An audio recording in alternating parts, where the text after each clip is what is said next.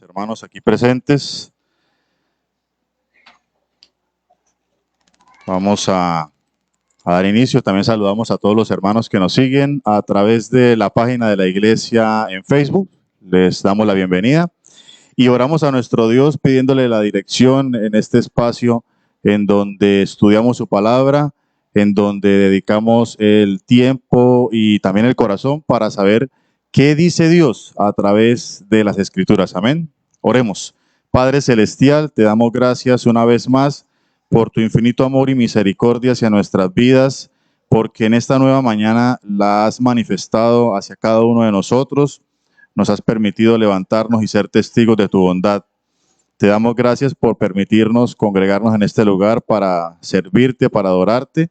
Y por este motivo rogamos a ti que seas tú dirigiéndonos en este espacio de tiempo para atender a lo que dice tu palabra, a lo que tú dices a través de las Escrituras, para poner el entendimiento al momento de leerla y también la sinceridad al momento de ponerla por obra en nuestras vidas.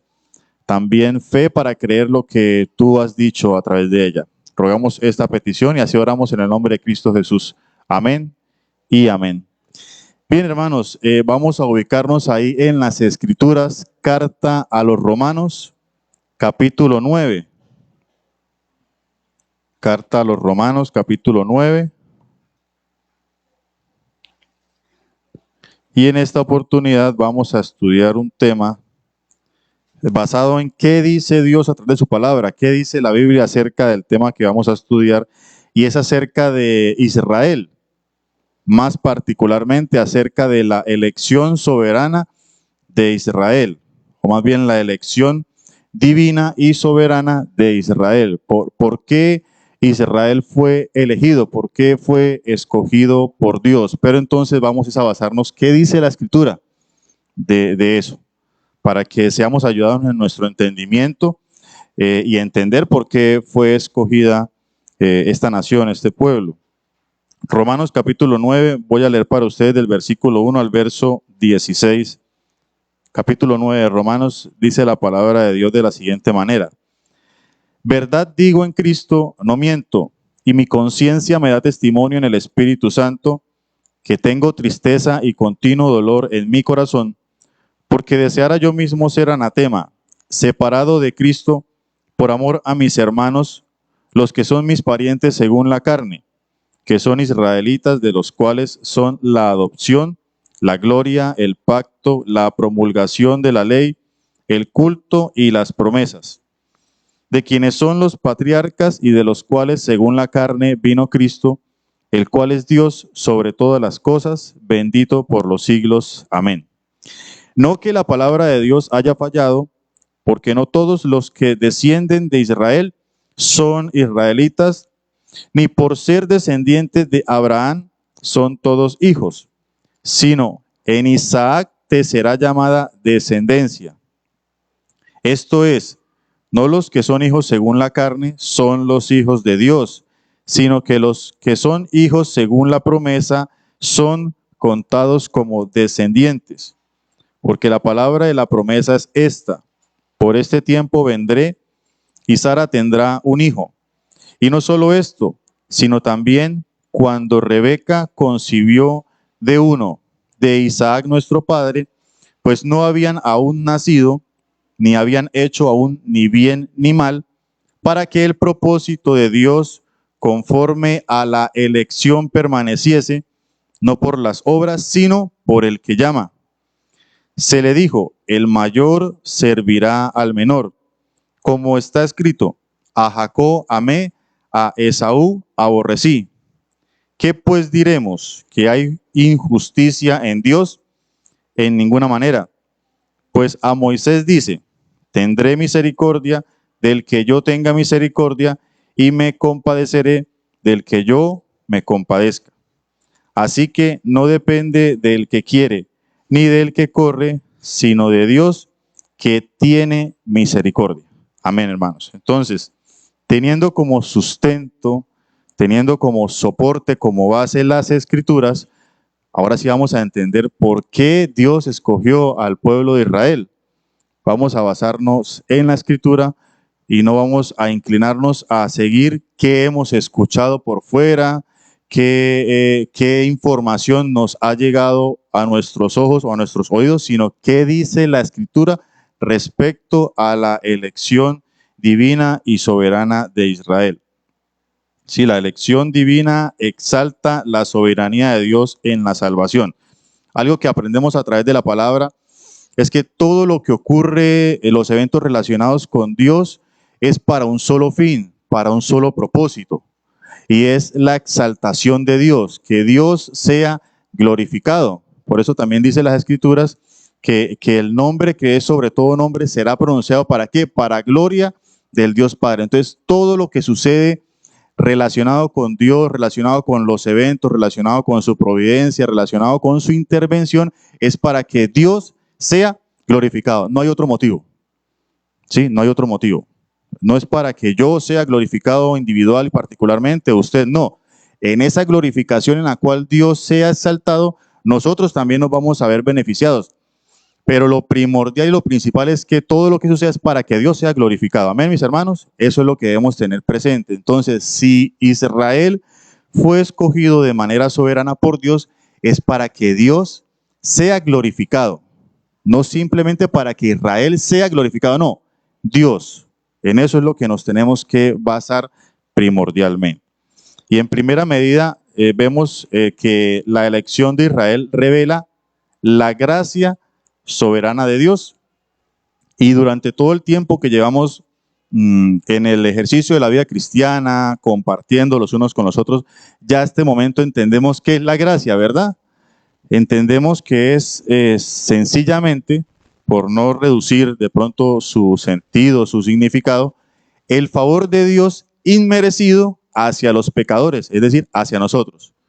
No había ningún mérito en nosotros, solo el de ser juzgados justamente por el Dios justo y santo, por manifestar su ira.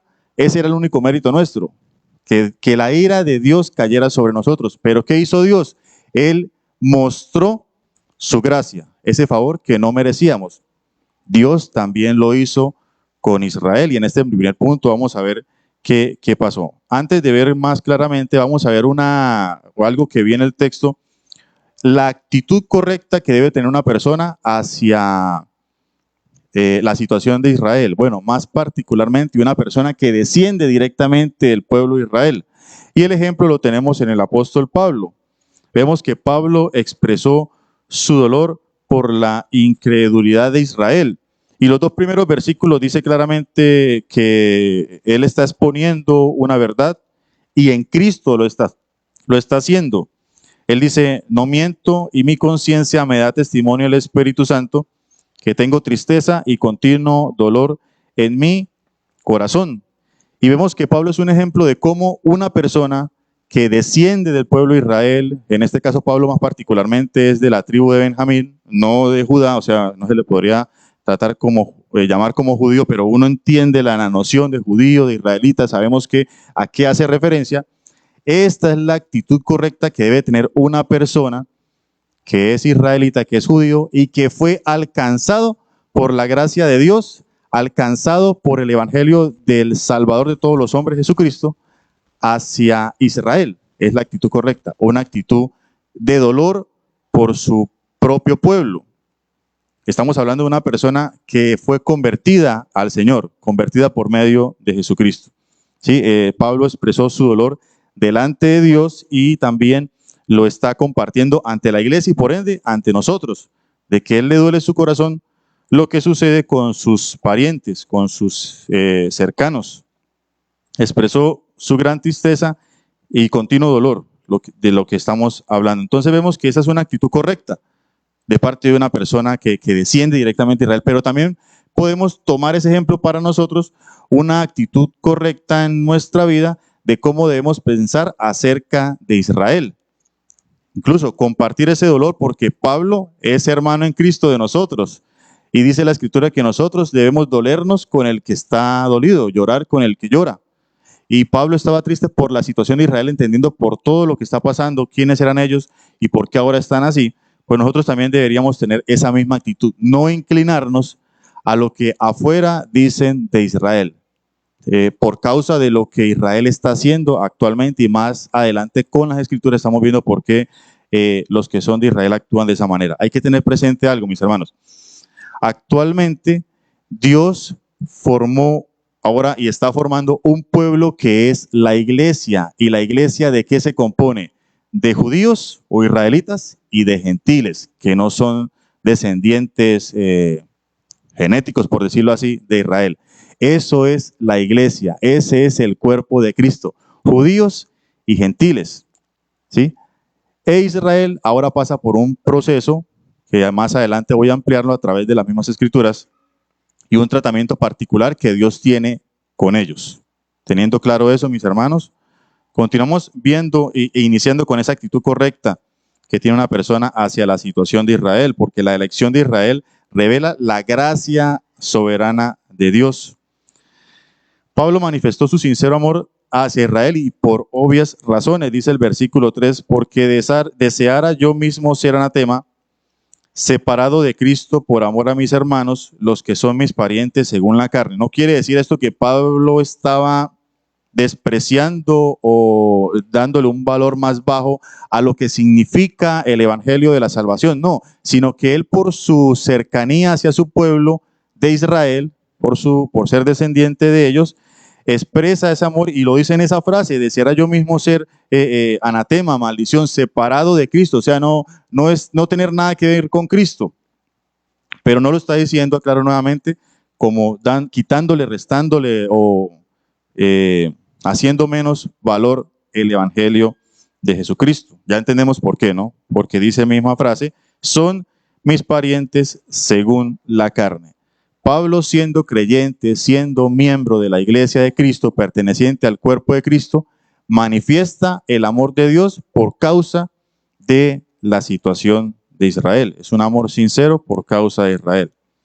Y también resalta los grandes, podríamos decirle, privilegios o lo que podían acceder por ser escogidos de Dios como pueblo de Israel. Desde el verso 4 al verso 5 se nos expone una gran cantidad. Dice que de Israel es la adopción. Cuando Moisés va a Faraón y lo insta a que libere a Israel para que él salga de Egipto, Moisés usa las palabras del mismo Dios diciendo: libera a mi hijo, a mi primogénito. Y como tú no quieres liberar a mi primogénito, entonces yo voy a acabar con tu primogénito, le dice Dios a Faraón.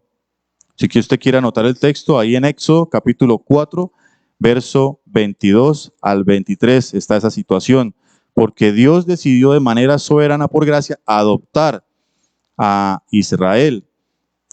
La adopción también dice que de Israel es la gloria. Recordamos que cada vez que ellos estaban en el tabernáculo, la gloria de Jehová descendía y provocaba temor. Cuando descendió también en el monte Sinaí, cuando descendía en el tabernáculo, era una gloria de la naturaleza de Dios todopoderosa, que si alguno se acercaba sin autorización, moría instantáneamente. También se manifestó la gloria de Dios ahí en Israel. También dice que de Israel es el pacto que estableció Dios con Abraham y el pacto que ratificó Dios con David. También hace parte de Israel. También la promulgación de la ley, lo que conocemos a veces como los 10 mandamientos y las demás leyes ceremoniales y de rituales y de culto, también fueron establecidas primero con Israel. También del culto, también las promesas dadas a Abraham, a Isaac, a Jacob, las promesas dadas a través de toda la escritura del Antiguo Testamento al pueblo de Israel, prometiéndoles la tierra en la que fluye leche y miel. Todo eso también es de Israel. Y también los patriarcas, ya anteriormente mencionados, Abraham, Isaac y Jacob. Y algo muy, muy importante, que era el punto final en el cual se iba a ampliar la salvación para todos los hombres que creyesen, era que de Israel también vino el Salvador, el Cristo, el alto privilegio de que el Mesías fue judío, nació de Israel. Entonces vemos todos esos privilegios que tiene Israel, pero recordemos lo que hemos dicho al principio: la gracia es ese favor inmerecido que Dios manifestó hacia un pecador. Israel era un pueblo pecador y Dios decidió usarlos para manifestar esas bondad, esos privilegios y esas misericordias. Vemos entonces que Dios muestra su favor a quien Él quiere según su soberana voluntad. Si nosotros creemos en un Dios que actúa de esa manera, es porque ese es un Dios digno de confianza, un Dios que no necesitaba preguntarle al arcángel Miguel para saber qué consejo le da, o de pronto al arcángel Gabriel para saber en qué lo puede orientar. No, un Dios que toma la decisión por sí mismo y lo que hemos hablado al principio, para su propia gloria. Amén, mis hermanos. En segunda medida, vemos que la elección de Israel revela el propósito soberano de Dios. Ya vimos que la gracia fue lo primero que revela en este estudio, pero ahora vamos a ver el propósito soberano de Dios, y esto lo encontramos entre el pasaje del verso 6 al 13. Dice que el propósito es según la promesa de Dios. Del verso 6 al 9 dice la Escritura, no que la palabra de Dios haya fallado, porque no todos los que descienden de Israel son israelitas, ni por ser descendientes de Abraham son todos hijos, sino en Isaac te será llamada descendencia. Esto es, no los que son hijos según la carne son los hijos de Dios, sino que los que son hijos según la promesa son contados como descendientes, porque la palabra de la promesa es esta: por este tiempo vendré y Sara tendrá un hijo. Y no solo esto, sino también cuando Rebeca concibió de uno de Isaac nuestro padre, pues no habían aún nacido, ni habían hecho aún ni bien ni mal, para que el propósito de Dios conforme a la elección permaneciese, no por las obras, sino por el que llama. Se le dijo, el mayor servirá al menor, como está escrito, a Jacob amé, mas a Esaú aborrecí. Entonces vemos que el propósito de Dios es según a la promesa que Dios mismo da. Y como ya hemos visto que es un Dios digno de confianza, Dios simplemente jura por sí mismo, porque Él cumple sus promesas. Cuando nosotros prometemos, pues ya la Biblia nos ha instado a que si vamos a prometer y a no cumplir, es mejor no prometer. Porque somos así, porque somos seres volubles, cambiamos por alguna u otra circunstancia, porque se puede presentar alguna situación, porque somos frágiles, entonces podemos cambiar. Pero Dios no cambia, Dios es inmutable. Por eso el propósito soberano de la elección está basado en su promesa. La promesa de Dios es específica, le dijo Dios a Abraham, en Isaac. No en lo que Abraham quiso hacer como tratando de ayudar a Dios, y Sara también decidió como acompañar a Abraham en esa ayuda para entregarle a su esclava y de ella tener un hijo. No, no era en Ismael, era en Isaac quien iba a tener la descendencia y en quien iba a llegar hasta el punto de manifestarse el Salvador de todos los hombres, Cristo Jesús. Era en Isaac, según la promesa que Dios dijo. Y esta promesa de Dios distingue a los verdaderos hijos. Quisiera repetir nuevamente el verso 8. No los que son hijos según la carne son los hijos de Dios, sino que los que son hijos según la promesa son contados como descendientes. Es según lo que Dios ha determinado. De igual manera pasa con nosotros, con la iglesia. No los que dicen ser hijos de Dios son hijos de Dios, sino que la misma escritura en el Evangelio de Juan dice, ¿quiénes son los hijos de Dios? Mas a todos los que le creyeron, a los que creen en su nombre, Dios les dio potestad de ser hechos hijos de Dios. El que cree en Cristo Jesús es porque Dios ha decidido que esa persona crea en Cristo Jesús y lo adopta como su hijo. No según la carne, sino según el que llama. La promesa de Dios es eficaz, verso 9. Porque la promesa es esta: por este tiempo vendré y Sara tendrá un hijo. ¿Y por qué es eficaz?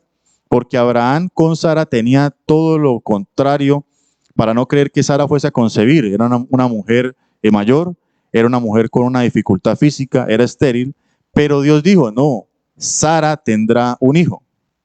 Ya Dios le había dicho a Abraham, Sara tendrá un hijo, y lo tuvo. Por esta razón es eficaz la promesa de Dios. Pero también el propósito permanece según la elección de Dios.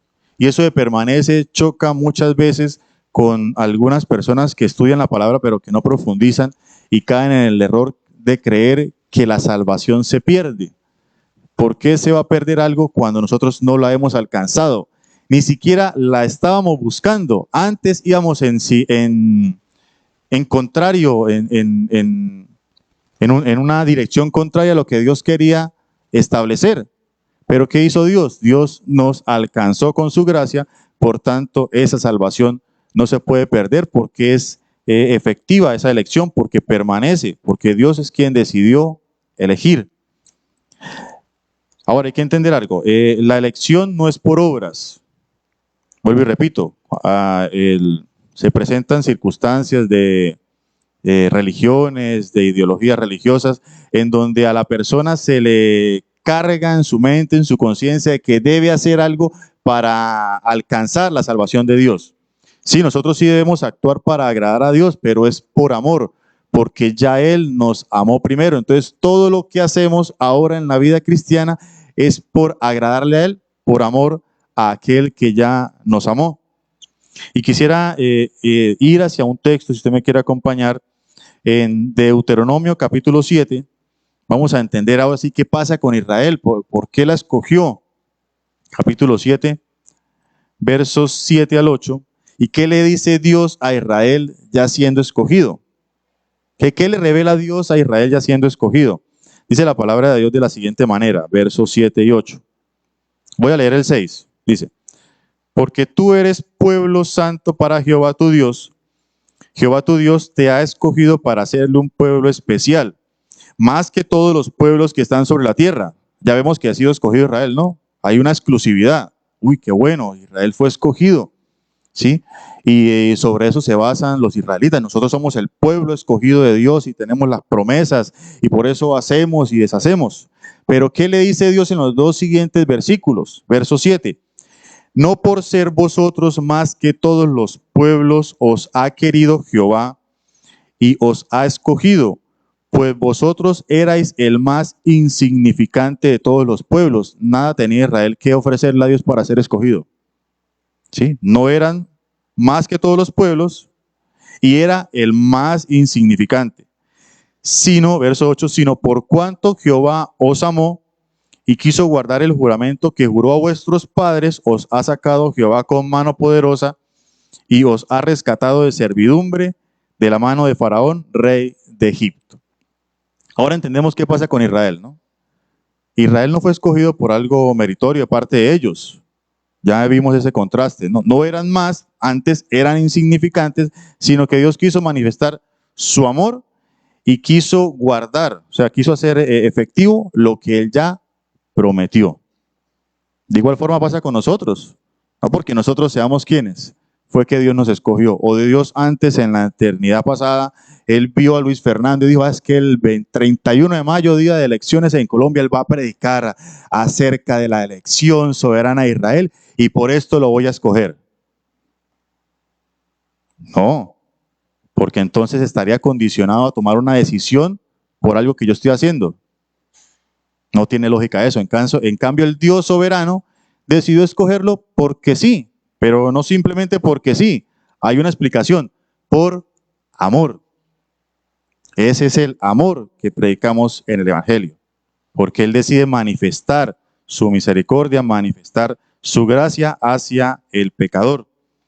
Entonces vemos que permanece según la elección porque no es por obras, no es por lo que hagamos o dejemos de hacer, sino porque Él nos amó, sencillamente así. Y ya nosotros actuamos en reacción por ese amor expresado en nuestras vidas. Por tanto, la elección es por el que llama, sencillamente, porque por ahí está el texto. La elección es por el que llama, se hace efectiva porque Él mismo es la garantía de que nos ha elegido. Por tanto, no hay cabida en que la elección de la salvación se pierda. ¿Qué hay en caso de que un creyente peque? Lo mismo que hay en el caso de que un hijo sea grosero, sea desobediente a su padre o haga algo que desagrade a su padre. ¿Qué hacemos nosotros los padres cuando un hijo actúa de esa manera? ¿Lo dejamos ser? Es que hay que dejarle el ejercicio de su libre voluntad y que él crezca y desarrolle su personalidad. ¿Sí? No, yo por lo menos me quito la correa y le ajusto los transistores a Samara, que me acomode. Claro, porque la chinita es voltaje, salió igual al papá. Entonces, toca hacerle eso es lo que hace Dios con nosotros. Imagínense ustedes, cuando estábamos sin Cristo, arrastrados por el pecado, hacíamos y deshacíamos, y Dios nos salvó y nos cambió la vida, y aún el pecado está en nosotros, donde Dios nos dejara nuestro libre albedrío. ¿Qué pasaría? ¿Qué estaríamos haciendo en este momento? Imagínense nomás ahí, mis hermanos. Entonces, eso pasa. Disciplina, se llama eso. Disciplina. Como el padre que ama a su hijo disciplina, así hace Dios con nosotros. Nos disciplina, nos reorienta el pensamiento, la conciencia para que andemos conforme a su voluntad. ¿Sí? Dios cumple su propósito en sus elegidos por su soberana y divina voluntad. Amén. En tercera medida vemos que la elección de Israel revela la misericordia soberana de Dios. Es decir, revela que Israel era insignificante. Podemos usar una expresión más fuerte, era miserable. Por tanto, Israel era un necesitado. ¿Sí? Entonces Dios, al ver esa necesidad, decide actuar en favor, con amor a ese pueblo insignificante y necesitado. ¿Cuántos de nosotros no éramos así? Miserables y necesitados antes de Cristo. Ese es el único requisito para que Dios mire a nuestro favor. ¿Sí? El único requisito. Y ese lo cumplimos todos los seres humanos después de que Adán pecó, desobedeciendo a Dios. La misericordia no contradice la justicia de Dios. Quiero atrasarme un texto en donde dice, el verso 6 dice, no que la palabra de Dios haya fallado. No, la palabra de Dios no falla.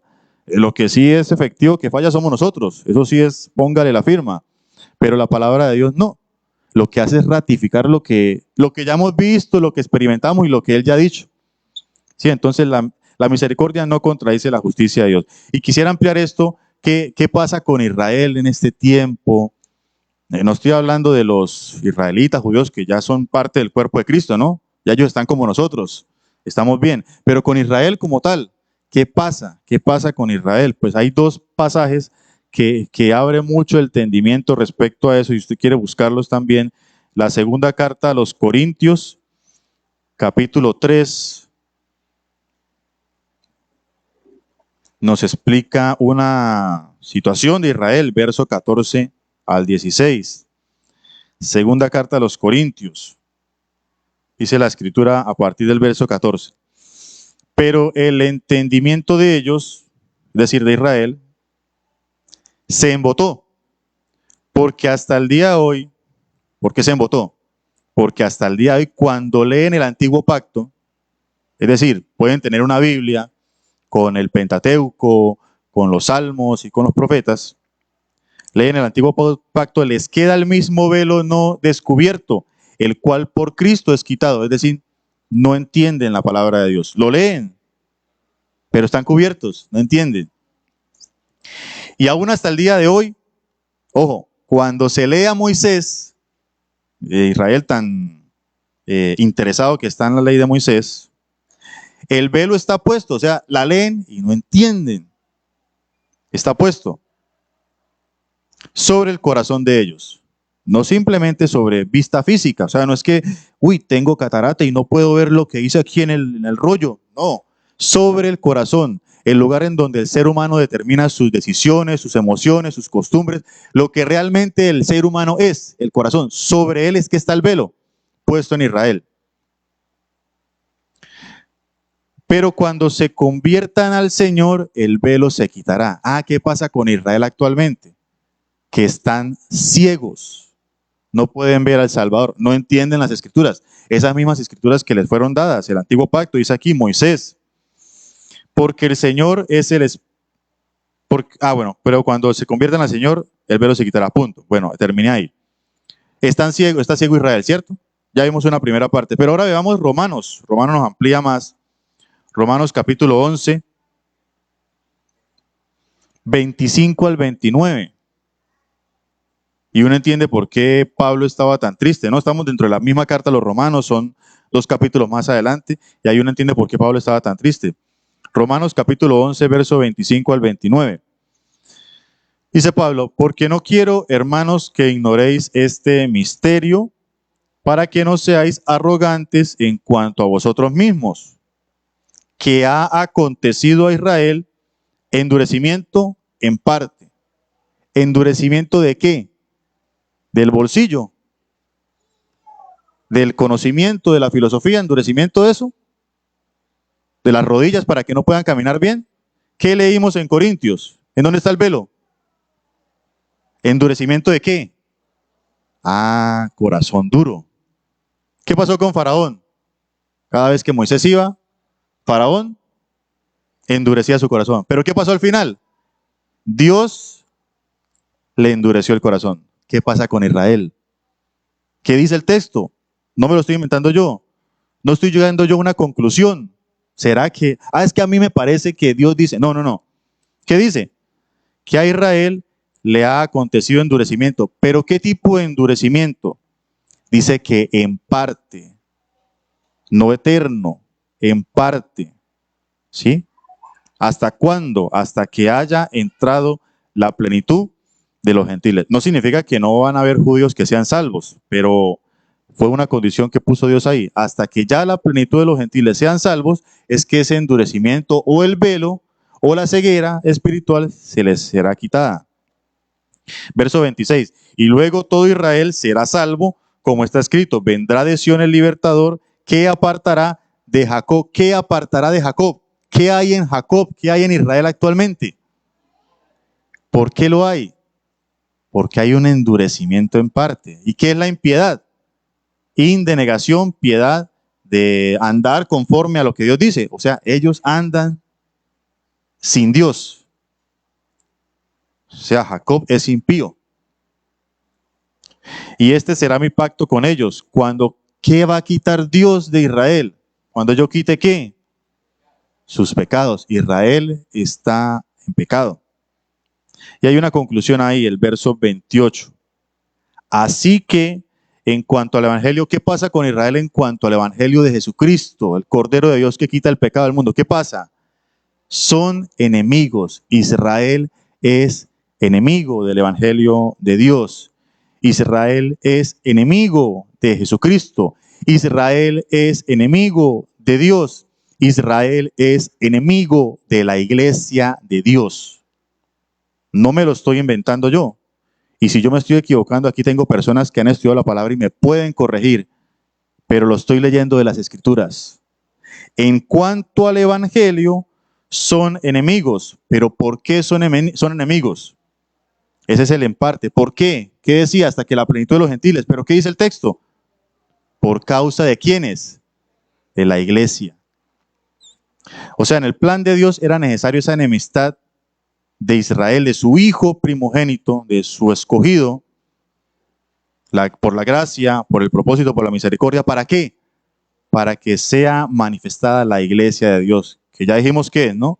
Se compone de judíos, israelitas y gentiles. ¿Qué? Que el único requisito ¿cuál es? Que sean pecadores, miserables, necesitados y que crean en el Salvador de todos los hombres. Así que en cuanto al evangelio, son enemigos por causa de vosotros. Pero en cuanto a la elección, estamos hablando de la elección soberana de Israel, elección divina y soberana de Israel, son amados por causa de los padres. Es decir, Dios no ha desechado a Israel. Son amados. En cuanto a la elección, ¿y qué hemos hablado de la elección? Que la elección es eficaz, permanece, la garantía de la elección es Dios mismo, hay promesas, pero hay un trato especial actualmente de Dios con Israel. ¿Para qué? Para que todos los gentiles sean salvos por medio de Jesucristo. Y al final remata, verso 29, porque irrevocables son los dones y el llamamiento de Dios. Entonces, lo que le sucede a Israel actualmente, cuando uno entra a las redes sociales y mira todo lo que dicen en las redes sociales y los influencers y las noticias, todo lo que sucede respecto a Israel, ya entendemos por las Escrituras por qué. porque están ciegos, porque hay un velo en su corazón, porque está endurecido, porque son impíos, porque están en sus pecados y porque Dios así determinó en su plan, en parte, endurecerlos en ese tratamiento especial. ¿Para qué? Para que la iglesia sea formada y luego todo Israel será salvo. ¿Pero por medio de quién será salvo? Por el Salvador. Ahí lo leímos también. Creo que fue en Corinto fue que lo leímos. No, ahí mismo en Romanos. Y luego todo Israel será salvo, como está escrito, vendrá de Sión el Salvador, que apartará de Jacob la impiedad. La misericordia no contradice la justicia de Dios. Ahí vemos la justicia de Dios. Ahí está. Ahí la vemos. Pero se requiere de la iluminación de Dios para verla. Sí, se requiere de que Dios ilumine para poderla ver. La misericordia depende de la voluntad de Dios. Romanos en capítulo 9, donde estamos al principio, 15 y 16. Pues a Moisés dice, tendré misericordia del que yo tenga misericordia y me compadeceré del que yo me compadezca. Así que no depende del que quiere ni del que corre, sino de Dios que tiene misericordia. Gloria a Dios que es por eso, ¿no? No por nosotros, porque a nosotros nos hacen algún agravio, algún mal, por más pequeño, y se nos devuelve el cassette para el viejo hombre. Y si no estamos bien fortalecidos, el viejo hombre lo termina arrastrando a uno a actuar como el pecado dicta. La misericordia depende de la voluntad de Dios, de lo que Dios decidió. La misericordia de Dios es soberana. Tenemos un Dios digno de confianza, no depende de consejeros. Y aún así, si Él pidiera consejeros, esos consejeros Él mismo los creó. Pero no depende de consejeros. Y no es merecida. La misericordia de Dios no es por méritos, no es porque se hizo algo y a Dios le gustó. Ay, le causamos una sonrisa a Dios. No, es inmerecida. Dios tiene misericordia de quien quiere según su soberana y divina voluntad. Yo, mis hermanos, espero que en esta guía que Dios me ha dado ser lo más claro posible respecto a la situación con Israel, porque es una situación muy delicada cuando entonces dos creyentes se pueden hablar y no es conforme a las escrituras, o cuando alguna persona de afuera tiene una inquietud, pero ¿por qué Israel? Pero es que están peleando por un terreno allá y ¿quién se cree? Entendemos que para entender esto, Dios tiene que iluminar, tiene que quitar el velo, tiene que quitar la ceguera para entender lo que Dios ha decidido por Israel. Por lo tanto, nosotros damos gracias a Dios porque Él manifestó esa misericordia, esa elección también a nosotros. Ahora somos parte de la iglesia porque no fue por nuestros méritos y porque no se pierde, porque se mantiene y permanece para siempre. Oramos, Padre Celestial, te damos gracias una vez más porque tu palabra es infalible, es clara. Y tú nos has provisto la iluminación, el entendimiento, tenemos también la mente de Cristo y el Espíritu Santo para atender y entender lo que en ello está escrito, lo que tú has decidido establecer. Gracias por guiarnos, dirígenos, sigue dirigiéndonos en cumplir lo que tu palabra dice al momento de compartirla con otros, que sea abierta puerta para que tu palabra llegue a los corazones de quien escucha. Y seguimos rogando por tu dirección. Te damos gracias una vez más y oramos así. En el nombre de Cristo Jesús, amén y amén. Ya despedimos también a...